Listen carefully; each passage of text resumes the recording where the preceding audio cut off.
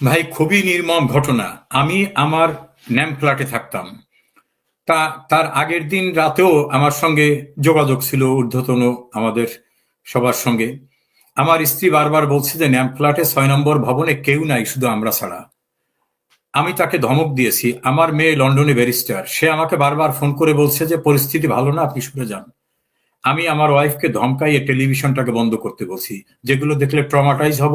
প্রধানমন্ত্রী যখন আসেন তখন নিশ্চয়ই তিনি ম্যানেজ করবেন, বা তিনি অবশ্যই এটাকে একটা পর্যায়ে নেবেন। রাত 12টা পর্যন্ত কিন্তু আমি যোগাযোগের মধ্যে ছিলাম। আমি বাসার থেকে বের হইনি। পরে জানলাম যে ওই 6 নম্বর ভবনে একমাত্র আমি ছাড়া আর কেউ নাই, সবাই চলে গেছে। সকালবেলা যখন মেসেজ পাচ্ছি যে অবস্থা খুবই বিপন্ন, তখন ন্যাম ফ্ল্যাটের সামনে মব এসে গেছে। ন্যাম ফ্ল্যাটের কেয়ারটেকাররা আমাকে বলতেছে, স্যার এখন বের হবেন না, আপনাদের খুঁজতেছে এখানে। একটা পিয়ন এসে আমাকে বলল, স্যার আপনার নাম ধরে আপনার বাসা খুঁজতেছে। তখন আমি বুঝতে পারলাম যে আমি যে এলাকার এমপি, সেই এলাকায় তো আমার প্রতিপক্ষ আছে, যেটা আপনি বুঝতে পারেন। তখন আমাকে বলা হলো যে আমি যেন ভিতর থেকে লাইট অফ করে দিয়ে থাকি। আমার ছেলে অস্ট্রেলিয়া থাকে, ব্যারিস্টার। সে সে আমাকে ফোন করে বলল যে আপনার বাসা ভেঙে ফেলা হবে, আপনি ভিতরে চেয়ার সোফা টোফা দিয়ে দরজার সামনে থাকেন। আমি সোফা টেনে আনতে পারি না, আমার শরীরে কুলায় না। এনে দরজা আটকে ফ্যান অফ করে দিলাম, লাইট অফ করে দিলাম। তখন প্রচন্ড ভাবে দরজায় লাথি হচ্ছে। আর তখন আমার একজন সিকিউরিটি ছিল, গানম্যান। সে আমাকে অনেক দূর থেকে বলতেছে, স্যার আপনার নাম ধরে খুঁজছে, আপনাকে খুঁজতেছে স্যার, আপনি কিন্তু ভেঙে যতক্ষণ না ঢুকে আপনি কোনোভাবে দরজা খুললেন না, আমার কাছে এদের অ্যাটিটিউড ভালো মনে হচ্ছে না। তা আমি ওরকম খুললাম না। তা আল্লাহর অশেষ রহমত, যে নিচের থেকে স্টাফরা বলছে যে এখন খুঁজতে আসেন, ওরা তো কালকেই সব চলে গেছে এনে পালাইয়ে, এখানে কেউই নেই, সবাই চলে গেছে। তোরা বিভিন্ন ফ্ল্যাট ভেঙে ভিতরে ঢুকে দেখে কেউ নাই। তখন আমারটাকেও ধরে নেছে যে হয়তো লক করা, ভিতরে কেউ নাই। এভাবে ওরা যখন উপর থেকে একটু নিচে নামলো, আমাদের ওই লিফট অফ করে দিছিল যারা কর্মচারী, এবং গোটা বিল্ডিং কে তারা ইলেকট্রিসিটি লেস করে দিল, এবং তারা বাইরে শো করলো যে আমরা এখন চলে যাব, স্টাফরা। অর্থাৎ ওরা যাতে বোঝে যে এই বিল্ডিং আর কেউ নাই।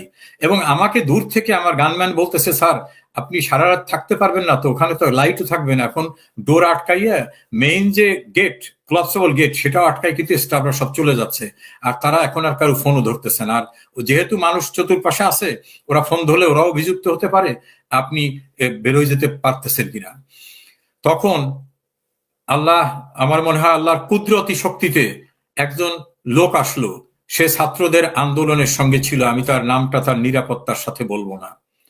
আমি নাকি এক সময় অন-11-এর সময় তার স্ত্রী আমার কাছে গেছিল তার মামলা নিয়ে, আমি তাকে সাহায্য করেছিলাম। সেই কৃতজ্ঞতায় সে জানতে পারছে যে এই বিল্ডিং আমি থাকি, সে উপরে আসছে। উপরে আসার পরে সে বারবার ফোন করতেছে, তা আমরা তো ফোন অফ করে রাখছি, ফোন ধরবো না। তখন আমার গানম্যানকে ফোন করছে সে। ফোন পর করা গানম্যান বলছে, স্যার আপনাকে উপকার করছিল এক ভদ্রলোককে, সে উপরে গেছে। তো এখন তো দেখি আমার উপায় নাই। তখন দরজাটা খুললাম। খোলার পরে আমি এবং আমার স্ত্রী সারা শরীর থেকে ঘর্মাক্ত অবস্থা। আমার স্ত্রী তখন বাথরুমের ভিতরে আটকা, এবং আমার ছেলের বউয়ের অর্নামেন্টস থেকে শুরু করে সব বাসার ভিতরে। তো বললো যে আপনাদের ড্রেস চেঞ্জ করেন, কোনো কিছু হাতে নিতে পারবেন না।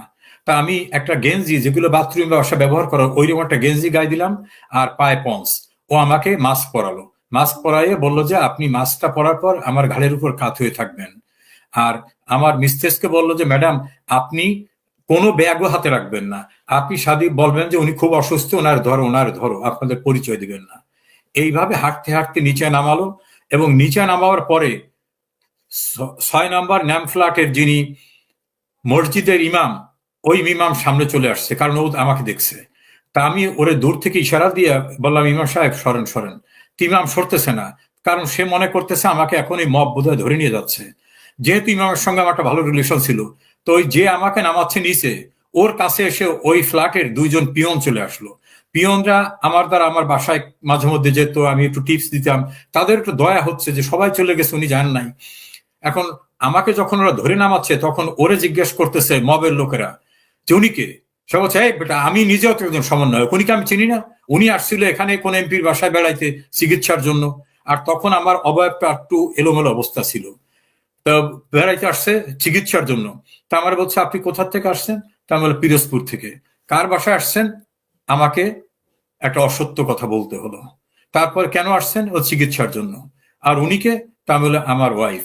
তা আমার ওয়াইফ ওইভাবে, সে তো ভীত সন্ত্রস্ত এবং কান্নাকাটি করতেছে।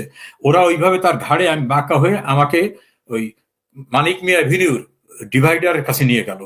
দূর থেকে আমি দেখতেছি আমার গানম্যান চলে আসতেছে, আমি তাকে ইশারা দিলাম যাতে না আসে। তখন ওই ছেলেদের ভিতরে একটি ছেলে, পরে তার আমি নাম জেনেছি, তার নিরাপত্তার সাথেও নামটা বলবো না, সেও জানতে পারতো না যে আমি ওই লোক। সে বললো যে উনি কোন হসপিটালে যাবে। তো ওই যে সমন্বয়ক ছিল ওই অঞ্চলের, সে বললো যে কোন হসপিটালে আপনার ডাক্তার দেখান। তা মুহূর্তের ভিতরে আমার মনে হলো যে আমরা বলি যে অ্যাপোলো হসপিটালে। তখন একটা সিএনজিতে ধরে এনে, সিএনজিতে লোক ছিল, নামাইয়ে সেই সিএনজিতে আমাকে উঠে দিয়ে বললো যে ডাইরেক্ট নিয়ে যাবা। তা আমি পথে ওই সিএনজির ভিতরে আমার স্ত্রীর ঘাড়ে মাথা রেখে ওইভাবে যাচ্ছি। আমরা কিন্তু বাসার থেকে কিছু নিয়ে বেরোতে পারিনি, ইভেন মোবাইল ফোন চশমাও নিয়ে বেরোতে পারিনি। আমরা চলে গেলাম অ্যাপোলোতে। অ্যাপোলোতে যাওয়ার পর এখন আমি তো সিএনজি ড্রাইভারকে টাকা দেওয়ার মতো অবস্থা আমার নাই। তো সেখানে যাওয়ার পরে অন্য একটা লোকের সাহায্য নিয়ে আমার পরিবারের এক সদস্য, একটি মেয়ে, তার সঙ্গে যোগাযোগ করলাম। যোগাযোগ করার পর সে দূর থেকে ক্যাজুয়াল ড্রেসে চলে আসছে। আসার পর আমাদের খুঁজে পাচ্ছে না, কারণ আমার তো ডিসগাইজে। তারপরে এক পর্যায়ে ওরে দেখার পর আমার ওয়াইফ ওকে ডেকে আনলো। ডেকে আনার পরে ও বলল আমাদের রিক্সায় ওঠেন। রিক্সায় পর্দা টেনে এইভাবে তার বাসায় নিয়ে গেল। তার বাসায় থাকলাম 1 সপ্তাহ। 1 সপ্তাহ পরে শুনলাম যে এই বাসাটা আমাদের ফ্যামিলির বাসা, এটি অনেকে জানে। সেখান থেকে শিফট হয়ে আর একজন দূরবর্তী আত্মীয়র বাসায় গেলাম। সেই দূরবর্তী আত্মীয়র বাসায় বসুন্ধরা এলাকায়। সেখানে রুমের ভিতর থেকে বাইরে বের হতাম না, ওখানে থাকতাম। হঠাৎ করে একদিন আমার গেটে এসে বারবার, মানে যে ফ্ল্যাটে আমি থাকি সেই ফ্ল্যাটে মানে একজনের বাসায় একটা রুমে থাকি, সেই বাসায় এসে বারবার নক করতেছে এবং দরজা খুলতে বলতেছে। তা ওই বাসার যিনি মালিক, তিনি আমার অনেক দূরের আত্মীয়, আমার সঙ্গে আগে পরিচয় ছিল না। সে এসে বলতেছে যে একটা নাম বলতেছে যে এই নামে একটা লোক আসছে। তা বলে এই নামে ভালো করে শুনে আসুন তো। সে বলে আপনার উপজেলা ছাত্রলীগের সভাপতি তাপস চৌধুরী। তা বলে এই বাসা তো জানার কথা না। তখন আমার স্ত্রীকে বললাম তুমি গেটে যেয়ে দেখো এবং বলো যে আমি এখানে নাই। তা আমার স্ত্রী যে সামনে যে দেখে, ও ঢুকে পড়ছে ভিতরে। তা বলে তাপস কি খবর তোমার? সে বলে ভাইয়ের সঙ্গে কথা বলতে হবে। তোমার ভাই তো এখানে নাই। কারণ না, আমরা টেলিফোনে তার লোকেশন ফাইন্ড আউট করছি, হ্যাকাররা তার লোকেশন ফাইন্ড আউট করছে, আপনি মিথ্যা কথা বলতেছেন, সে রুমের ভিতরে আছে।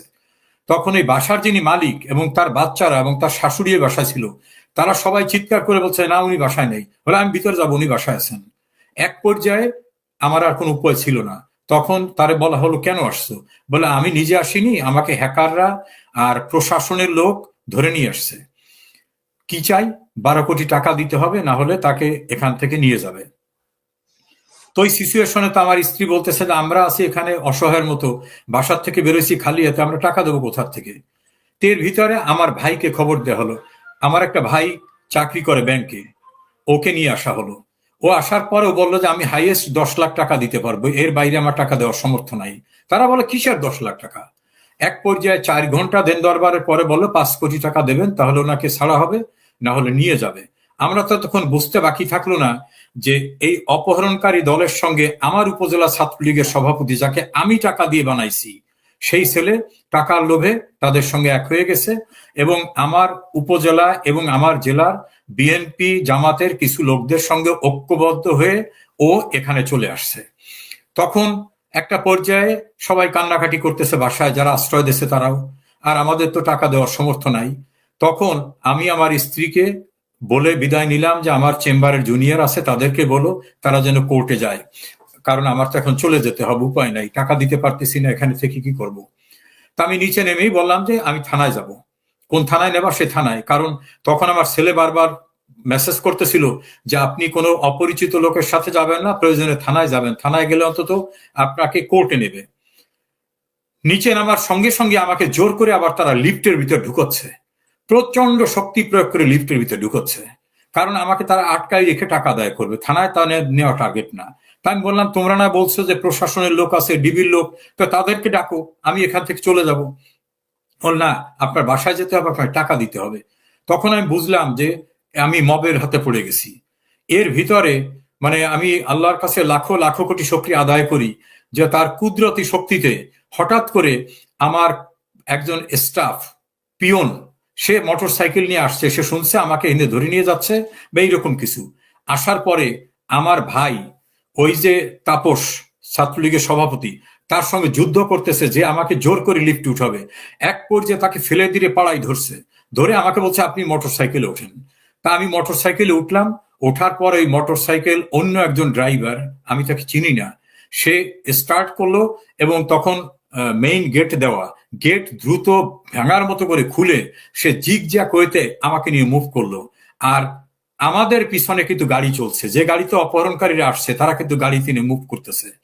তো ওই মোটর সাইকেল আরোহী এমন ভাবে মুভ করতেছে রাস্তার উল্টা দিক করতে করতে মোটামুটি একেবারে গ্রামীণ একটা এলাকায় নিয়ে গেল। আর আমাকে বললো যে আপনি শুধু আমার ঘাড়ের উপরে মাথা নুয়ে থাকবেন।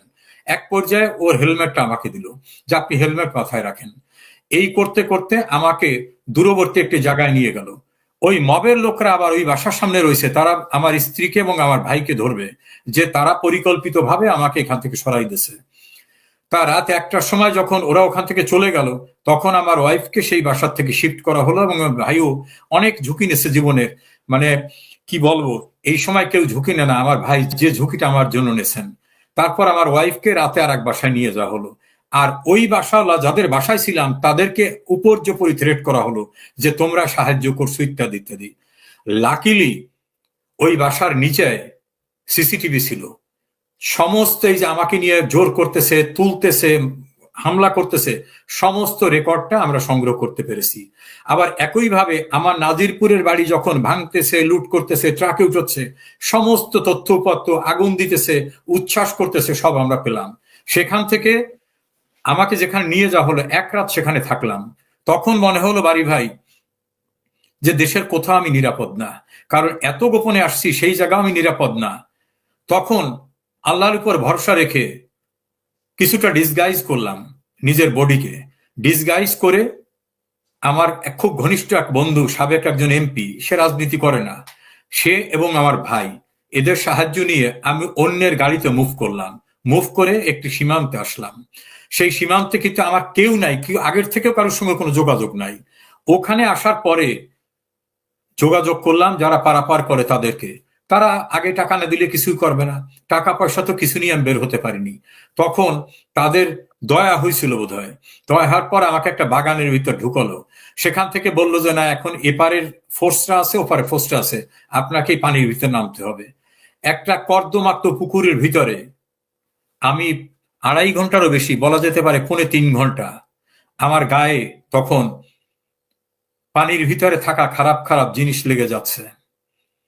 আর আমি যে তার কাটার বেড়া অতিক্রম করছি, আমার শরীর থেকে রক্ত বের হচ্ছে, সারা শরীর ছিঁড়ে ভেঙে গেছে। এই অবস্থায় 3.25 ঘন্টার সময় আমি বর্ডার ক্রস করতে সক্ষম হলাম। ওপারে যোগাযোগ করে সেখান থেকে আমাকে একজনারা নিতে আসলো। মানে আমাকে যারা বর্ডার পর্যন্ত দিয়ে গেছিল তারা হয়তো কারোর সঙ্গে যোগাযোগ করছে।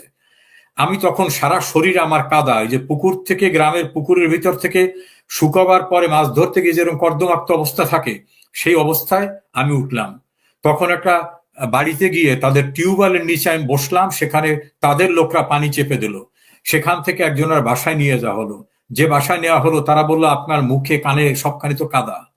তখন তাদের বাসায়, তিনি বাংলাদেশের একজন একসময় কর্মকর্তা ছিলেন, তার বাসায় সে দেখে অবাক হয়ে গেল যে আপনার চেহারা তো এরকম কোনোদিন দেখিনি স্যার। তার বাথরুমে গিয়ে গোসল করলাম। গোসল করে বের হওয়ার পর সে বলছে না, আপনার সারা শরীর তো কাদা রয়ে গেছে, কারণ আমি হাত দিয়ে কাদাও সরাতে পারতেছি না, এমন অবস্থা। তো এখন আমি ওই প্যান্ট পরে বেরোইছি, তখন সে তার একটা লুঙ্গি দিল এবং তার একটা গেঞ্জি দিল।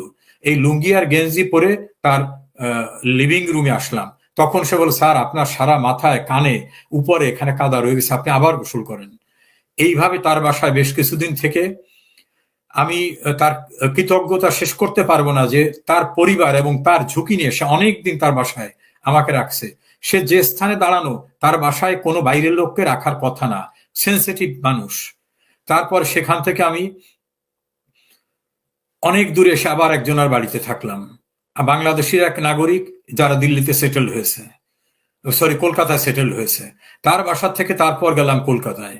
কলকাতায় যাওয়ার পরে বাংলাদেশ থেকে আত্মীয় স্বজনের সাহায্য নিয়ে সেখানে থেকে কিছুদিন পরে দলের নেতা কর্মীদের সঙ্গে দেখা হলো। তারপরে বাংলাদেশে আমার বোন ভগ্নিপতির একজন কলিগ হিন্দু, সে পরে ইন্ডিয়া চলে গেছে, তার বাড়ি থেকে আশ্রয় নিলাম। তার বারান্দায় মানে যেখানে থাকছি সেসব জায়গায় থাকায় আমরা কোনোদিন অভ্যস্ত না। তারপর কৃতজ্ঞ সেই ভদ্রলোক এবং তার পুত্রবধূ, তার ছেলে, তার পরিবার আমাকে এত আন্তরিকতার সঙ্গে রেখেছেন। তারপর সেখান থেকে গেলাম মূল কলকাতায়। মূল কলকাতায় যাওয়ার পরে ধার উদ্ধার করে ওখানকার গভর্নমেন্টের সঙ্গে যোগাযোগ করে আমার পাসপোর্টে অ্যারাইভাল সিল নিয়ে এক্সিটের পারমিশন নিয়ে তারপরে সেখান থেকে দেশের বাইরে আসতে সক্ষম হই। আমার কাছে স্বপ্নের মতো মনে হয় যে মৃত্যুর ভিতর থেকে বেঁচে আসছি, এবং প্রতিটা স্তরে মনে হয় যে আল্লাহ তার কুদরতি শক্তি দিয়ে আমাকে প্রতিটি জায়গায় অতিক্রম করিয়ে আনছেন। এরপরে আমার স্ত্রী, সে তো অসহায় অবস্থায়, কারণ ছেলে মেয়ে কেউ দেশে নাই, আমার বাড়ি ঘর সব পুড়িয়ে দেছে। সেও জীবনের অনেক ঝুঁকি নিয়ে, অনেক মানুষের সাহায্য নিয়ে তারপর সেও প্রতিবেশী দেশে আসতে সক্ষম হয়। সেও ঝুঁকির ভিতর থেকে আসে। তাকে নিয়েই আমি প্রতিবেশী দেশ থেকে আর একটা দেশে এসে কোনোভাবে জীবনযাপন করতেছি। সে যে অভিজ্ঞতা, সে অভিজ্ঞতা কল্পনাতীত অভিজ্ঞতা। এমন করুণ অবস্থার ভিতর থেকে নিশ্চিত মৃত্যুর মুখোমুখি হয়ে বেঁচে আছি, আল্লাহর কাছে প্রতি মুহূর্তে শুকরিয়া আদায় করি।